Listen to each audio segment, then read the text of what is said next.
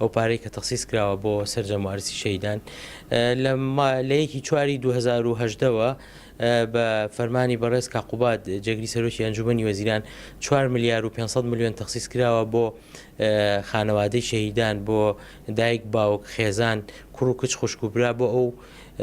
کەسانەی کە نەشتەرگەریان کردووە و مامەڵەکانیان لە بەڕێوەبەرایەتە گشتیەکان هەبووە لە سلێمانی ئێمە لە 1 چوارەوە دەستمان کردو بە دابشکردنی تا ئێستا 2 وەجبەمان تەوزیع کردو کە ماگانە 55 میلیۆن دینارەکات بە پێی تەسەلسولی لیژنە پزیشکیەکان ئەوەی کە مامەڵەکەیان داناوە لای ئێمە لەو بەروارانەوە دەستمان پێکردو و بەردەوامی شەبین تا ئەو کاتێک کە مامەڵەکانیان ئەوەی کە لێرە دانراوە بۆیە تەواویان کەین. خۆشبەختانە سلێمانی ئەم سنووری ئێمە کاڵین سلێمانی گەرمیان و هەڵەبجە و سلێمانی خۆی و پشدەریش ئەگرێتەوە ماگانە ئێمە 55 میلیۆن دابش ئەەکەین و ئەوەی کە پێویست بووە ئیجراعاتی یاسایی بۆمان جێبەجێ کردوون و هیچ کێشێکی تا ئێستا لەسەر ئەوە ڕووی نەیاوە.